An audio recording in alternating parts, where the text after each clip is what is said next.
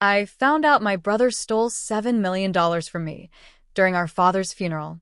One envelope, one sentence, and suddenly I realized my own blood would rather erase me than share a single penny. Soft piano, dim lighting, slow tracking shot through the funeral hall. My name is Jessica Joseph, and for most of my life, I believed loyalty made a family, not blood. My father taught me that. He wasn't rich, at least not from what I saw growing up. He drove an old truck, wore the same watch for 20 years, and saved every dollar like it was his last. I thought he lived modestly out of necessity. I never imagined he lived modestly out of choice. On the morning of his funeral, the sky looked bruised. Thunder rolled in low, patient waves. Inside the chapel, lilies and white roses filled the room with a bittersweet softness. Their scent wrapped around me like a memory I couldn't touch. I stood alone near the window, watching raindrops race each other down the glass. People murmured behind me, soft condolences, footsteps, the shifting of seats. But none of it sounded real. My father was gone, and nothing felt right anymore. Across the hall, I saw my brother, Daniel Joseph.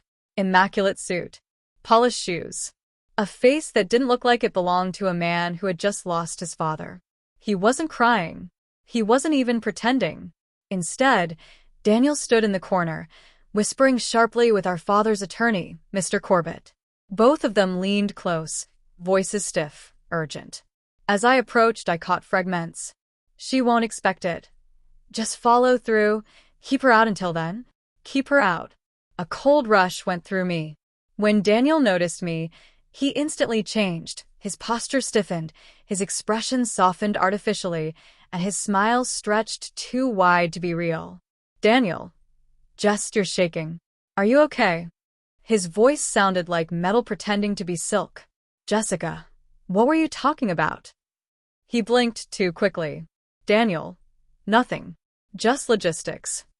But the funeral was already fully arranged. There were no logistics left. Then, Aunt Miriam approached me, cheeks wet, voice trembling, and pressed a sealed envelope into my hands. Aunt Miriam, your father, he told me to give you this today. Only today. My breathing hitched. A letter from Dad? But before I could open it, Daniel's hand clamped around my wrist. Daniel, that's private. Dad meant it for later. Aunt Miriam frowned tightly. Daniel, your father was very specific. He didn't blink, didn't breathe, didn't look at her. His eyes were locked on me, cold, warning, almost desperate. Something inside me whispered, he's hiding something, and he's terrified I'll find it before he does. The funeral began. People filled rows, whispering condolences, dabbing tears. But all I felt was Daniel's eyes on me, every second, every breath. When we approached the coffin to say our final goodbyes, he stood behind me too close, like he was guarding something, not grieving someone.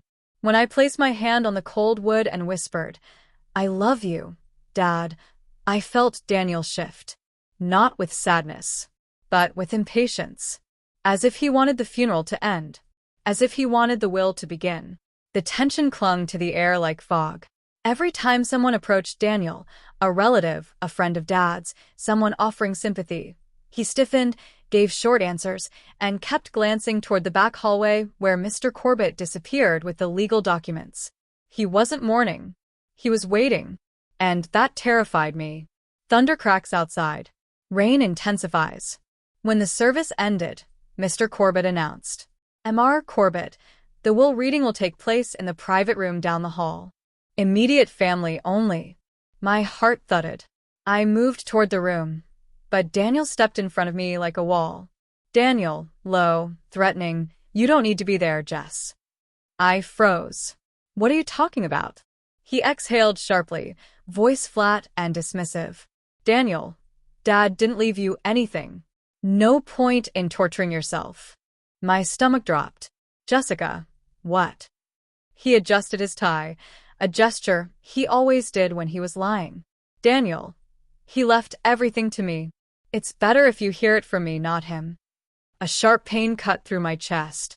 Jessica, Dad wouldn't cut me out. He wouldn't. He shrugged like it didn't matter. Daniel, he changed his mind. But I could see the truth in his eyes, or rather, the fear of me finding it.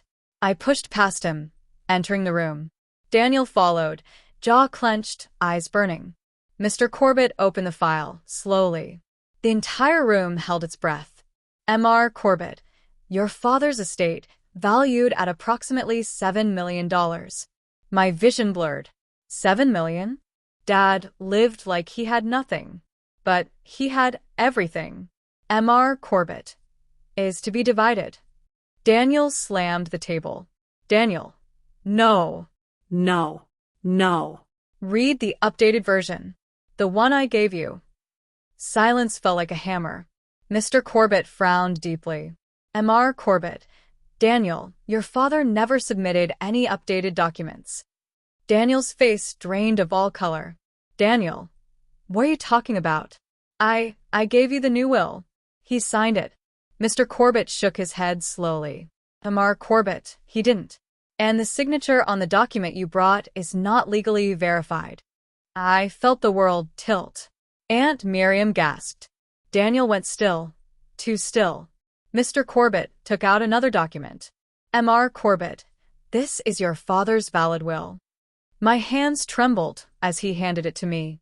To be divided equally between my daughter, Jessica Joseph, and my son, Daniel Joseph. The room erupted in whispers. Daniel snapped violently. Daniel, he promised it to me. He said you didn't earn it. You didn't deserve it. I was supposed to fix everything. His voice cracked with anger, jealousy, and years of resentment. And the truth spilled out like venom. Daniel lunged toward me, not to hurt me, but to grab the will from my hands. I stepped back. His face contorted. Relatives stepped between us. Voices grew louder. Accusations flew from every corner. Aunt Miriam cried, "How could you do this, Daniel? You tried to erase your own sister. You forged your father's will?" Daniel's breathing grew ragged. Daniel, you don't understand.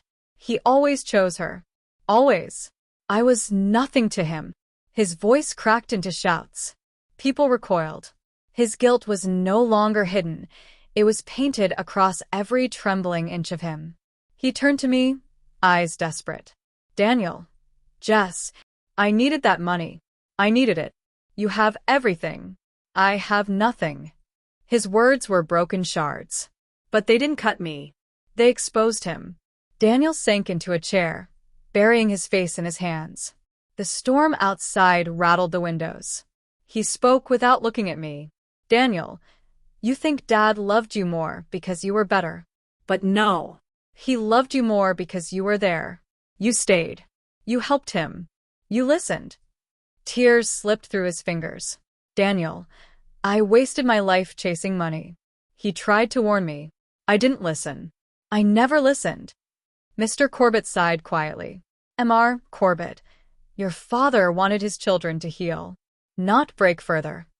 Daniel's laugh was hollow and sharp. Daniel, Heal? he left me half of $7 million, and I still felt cheated. The room fell into a chilling silence. Then he whispered, Daniel, I didn't want half, Jess. I wanted all of him. The love you had. The relationship you had. I thought if I took everything, maybe I'd finally win. My eyes stung. Not with pity. Not with anger. But with grief. Grief for the brother I thought I had. Grief for the man he became. Mr. Corbett closed the file. M.R. Corbett, Jessica, forgery is a criminal offense. You have every right to report this. Everyone looked at me. Even Daniel. His eyes were red, broken. Daniel, Jess, I'm begging you. Don't. I screwed up. But please don't take the rest of my life away. My hands shook. My chest felt tight, as if the weight of generations had settled inside it. Dad always said, Jessica, you can forgive without forgetting. But forgiveness never meant letting someone destroy you twice. I looked at Daniel, not as my brother, but as the man who tried to erase me. The choice carved itself out inside me. Jessica, I'm filing the report. Gasps filled the room. Daniel's face shattered. Daniel, You just ruined everything. I stepped back. Jessica. No. Daniel. You ruined everything when you chose greed over family. The days after the funeral were slow, heavy, and strangely quiet.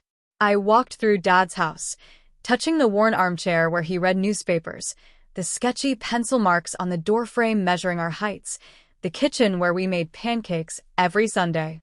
Every memory felt like a whisper saying, "You did the right thing." Daniel faced consequences, fraud charges, counseling, financial restrictions. He avoided prison due to Dad's reputation and our family's request for mercy. But our relationship was gone. Not shattered. Not broken.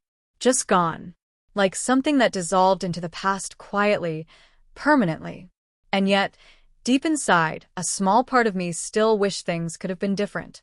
But love without boundaries becomes permission. And I wasn't willing to give him permission to hurt me anymore. Jessica, soft, reflective, money didn't change who my brother was, it revealed who he had always been. And sometimes, the hardest truth is realizing that loyalty isn't inherited, it's chosen. She pauses. Jessica, tell me, what would you have done?